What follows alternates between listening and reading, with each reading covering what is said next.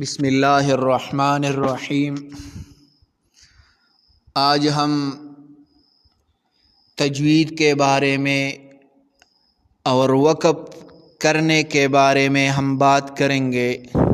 اس سے پہلے بھی ہم نے چند ویڈیوز میں وقف اور تجوید کے قاعدے پڑھے ہیں، اور اب بھی ہم یہ 3 الفاظ پڑھیں گے اور علامات وقف بتائیں گے کہ اس کا مقصد کیا ہے، یہاں پر آپ وقف کریں گے یا نہیں کریں گے۔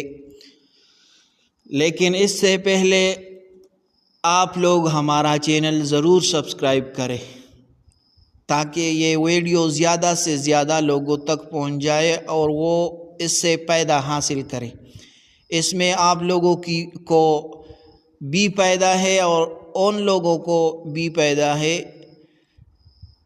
جس جگہ یہ پہنچ جائے وہ لوگ اس سے فائدہ حاصل کریں۔ 1 سال ہو گیا ہمارا چینل بنا ہوا ہے اور ہم ویڈیو اپلوڈ کرتے ہیں اور 50-30 ویوز اس پر آتے ہیں۔ آپ لہٰذا ہمارا چینل آگے لے جائیے، اور یہ آپ لوگوں کے لیے دنیا اور آخرت کی کامیابی ہے۔ دنیا میں آپ اس سے علم حاصل کریں کہ اس کا مقصد کیا ہے، اس کا مطلب کیا ہے، اور آخرت میں بھی کامیابی ہے۔ آپ قرآن سیکھ رہے ہیں تو آپ کے لیے ضروری ہے کہ ہمارا چینل سبسکرائب کریں تاکہ آپ لوگوں کو ہمارا ہر ویڈیو پہنچ جائے۔ تو آج ہم 3 الفاظ پڑھیں گے۔ نمبر 1، شیئن۔ یہاں پر اگر ہم وقف کریں گے تو ہم کیسے وقف کریں گے؟ یہاں پر جب ہم وقف کریں گے، یہاں پر چھوٹا سا جیم آیا ہے۔ اس جیم کا مطلب کیا ہے؟ اس جیم کا مطلب ہے وقف جائز، یعنی یہاں پر وقف کرنا جائز ہے۔ اگر آپ ملا کر پڑھیں گے تو بھی بہتر ہے، لیکن اگر آپ وقف کریں گے تو جائز ہے۔ وقف ہم کیسے کریں گے؟ یہاں پر جو آخری حرف ہے حمزہ، اس کے نیچے 2 زیر آئے ہیں۔ وقف کی حالت میں ہم یہ دونوں زیر ہٹائیں گے، حذف کریں گے، تو ہم اس طرح پڑھیں گے شیء شیء شیء۔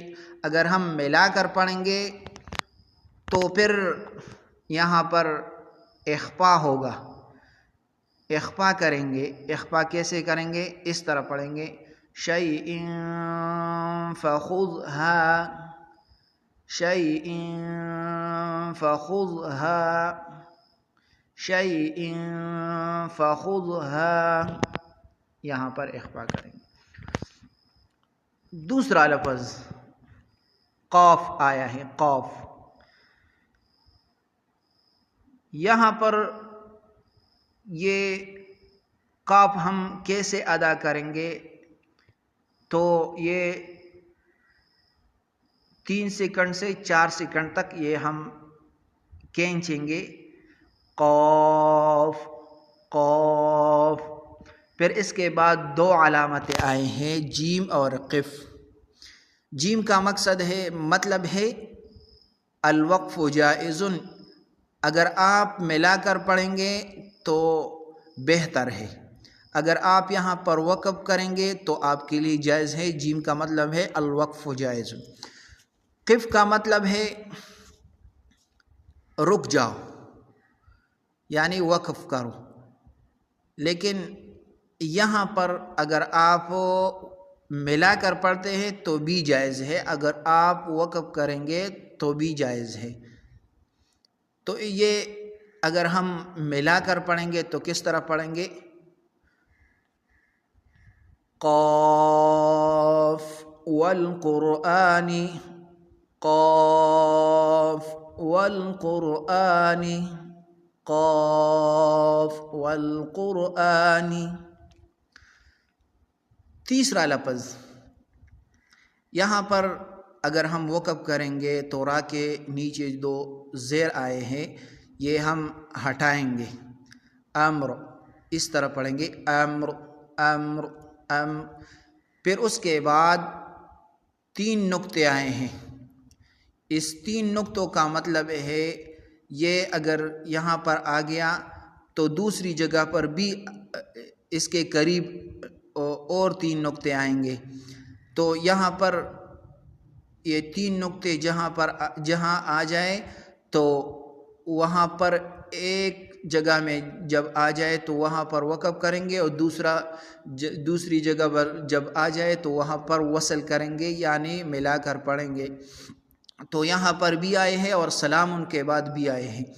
تو ہم اس 3 نقطوں کا مطلب یہ ہے کہ ایک پر آپ وقف کریں گے اور ایک پر وصل کریں گے. دوسرا نشان لام آیا ہے. لام کا مطلب ہے کہ یہاں پر وقف نہیں کرنا. تو ہم جب وقف کریں گے کس طرح وقف کریں گے؟ امر امر امر، اگر ہم ملا کر پڑھیں گے تو امر سلام. پھر اگر ہم وقف کریں گے تو بہتر یہ ہے کہ ہم دوسرے پر وقف کریں، یعنی سلام پر وقف کریں گے. یہاں پر بھی وقف جائز ہے لیکن سلام پر وقف کرنا یہ بہتر ہے.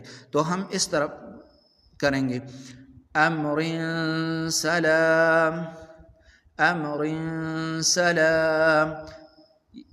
سلام کے بعد بھی 3 نقطے آئے ہیں. 3 نقطے کا مطلب ہم نے بیان کیا، اور کب کا معنی ہے رک جاؤ، تو یہ بھی ہم نے بتایا. آپ یہ الفاظ سیکھ لیں اور دوسروں تک پہنچائے. جزاکم اللہ.